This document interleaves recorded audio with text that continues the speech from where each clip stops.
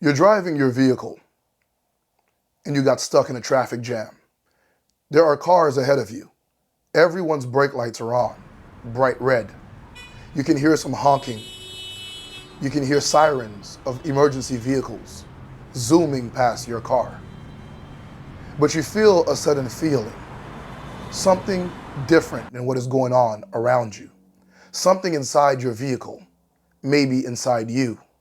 Your heart is racing, sweat pouring down your forehead. You can feel something cold and serpentine-like dripping down your spine, from under your armpits, going down your stomach into your side.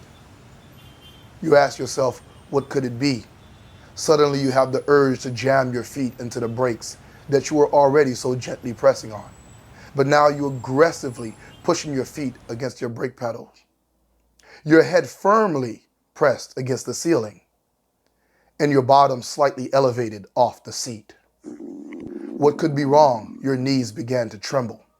Your fingers clenched the steering wheel, and then you hear a growling sound, almost like something is bubbling to the top.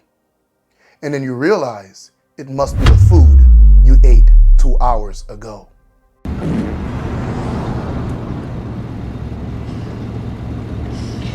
Edward, did you just pass gas? No, must be something outside. I'm sorry. I don't think so. Please, Edward, crack your window. Oh, Jesus, it smells like a diaper. Oh, God, I'm sorry. I'm shitting. So let's go back 2 hours ago. You were thinking, what would you eat today? You were at your house. You felt good. Everything was great. Beautiful weather. You're getting ready to go out. You open the fridge, you peek your head inside, and you realize something in the back corner. You reach for it, and it had a label on it, your favorite restaurant. You figured, oh, this is when I went out with my friends last week. Wait, it was 2 weeks ago. I ordered something that I really love, and I remember I saved the leftovers for home. I wonder if it's still good. You doubted yourself, but you pulled it out of the bag and you unwrapped the foil paper. You look inside, the texture looked a little different, but you figured to yourself, it's still good. I don't like to waste food. You smelled the food. Well, a little different, but not bad. I can still smell the seasoning, you told yourself. You warmed it up in the microwave, you put your fork in it, and you realized the texture was a little different. But you went ahead and you took a bite. It was a little spicy. You kept going, not bad. You ate the entire thing. You washed it down with some of your favorite beverages. And then you remembered the food you ordered was originally never spicy. Something might be really wrong. But of course you thought, I feel fine. You got in your car and you started driving. And now we arrive again at the intersection of the traffic jam. Ow. Oh, goodness. It's not funny. Sorry. Oh, that last chili dog is really barking. Yes. It's not perfect timing, I must say.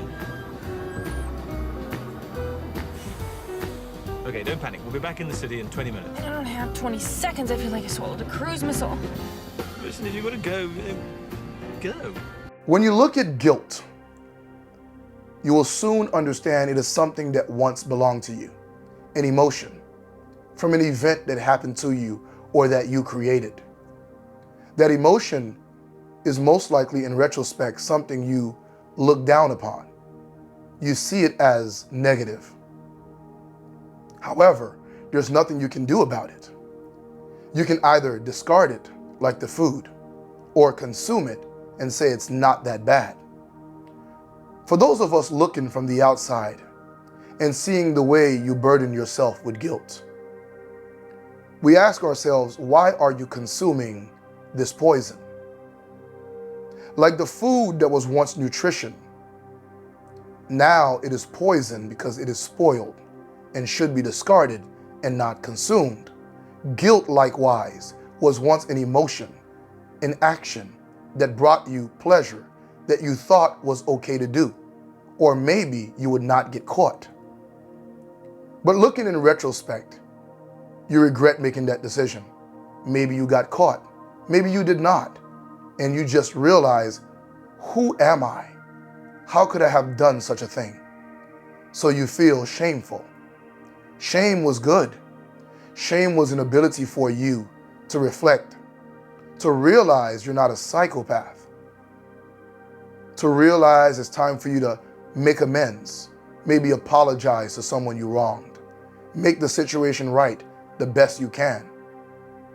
And if they refuse to take your apology or your efforts, use that energy to become someone better, to grow, and to never make that mistake again, or any mistake like it.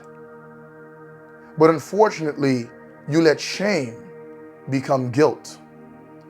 And just like the food that was nutrition but now poison, guilt is mental attrition.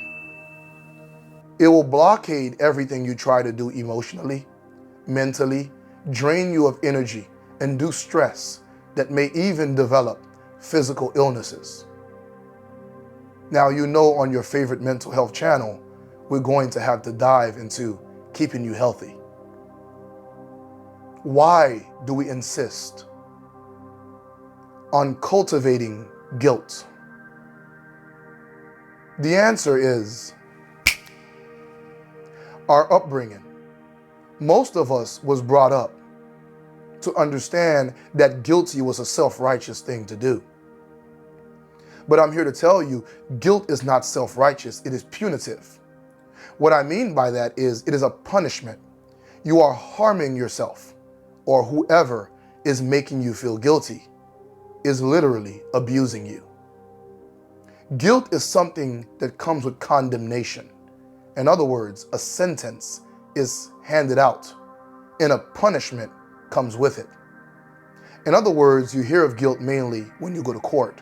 And in the court system, when the judge brings out a sentence and you are found guilty, it is usually punitive. It is a punishment. You're either going to pay a fine or you're going to spend some time in jail or prison. In some countries, the punishment may be so great that you would no longer be with us in a certain set time. But who is your judge here? The experience should be your judge. And experience forgives. Experience allows you to see it as shame and not guilt. You don't need punishment. You need reconstruction. You need rehabilitation. You need to reframe yourself into becoming someone better. One of the number one keys of the Cardinal Way is to find your path within without the cognitive dissonance, without having yourself contradict within. The minute you have that battle within yourself, that contradiction where you bang your head against your own head, you're beating yourself up about something. You have lost the Cardinal Way. Those who follow the Cardinal Philosophy understand deeply that you resolve stress by realizing, is there something you can do about it? If not, to let it go. While that is easier said than done, there are many practices that can be done in order to let this feeling go. Number one, I would suggest you start to do some journaling. Number two, many of the meditative techniques that I have here will help you maneuver your way through guilt. Understand, guilt is not your friend. It is not self-righteousness. Our religion teaches guilt. Our parents teach us guilt. You are a good boy, a good girl, a bad girl. That kind of training from the very beginning is what made us this person that beats ourselves up because we believe it is the right way to go about things. We truly think that beating ourselves up make things better for us or who we wronged, but it doesn't. Sure, feel shameful. That is a sign of a healthy human being. Look at the shame and try to rectify the issue. Apologize. Reach out. If the person is no longer with us, or someone you cannot reach, or it's not a person at all, it is simply an act, learn from it. Don't do it anymore. But remember, you are not a bad person. You were a person in a situation. The past you, that the present you is judging.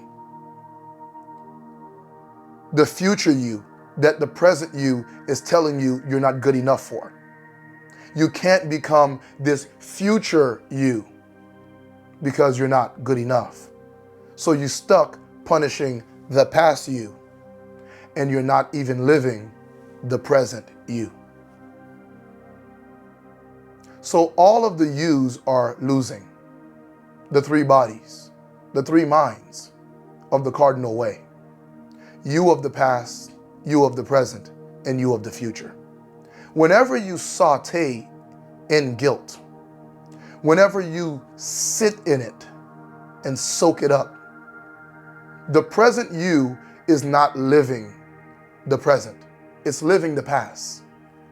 And in the past, it is judging you of the past, punishing you of the past for what you did. And all that negative emotion of judging and punishing you of the past, you're feeling now in the present. If you were to monitor your blood pressure, you can realize it might be spiking. Maybe you're not eating. You're suffering from insomnia, all because you are punishing the you in the past, but the you in the present is the one feeling it. And you're incapable at the moment to look at the you in the future and put goals in place in the present to go towards that you in the future. Because the you in the present is occupied with the past. Therefore, you in the present is unproductive, and you in the future cannot be reached. Guilt is poison. It was once food.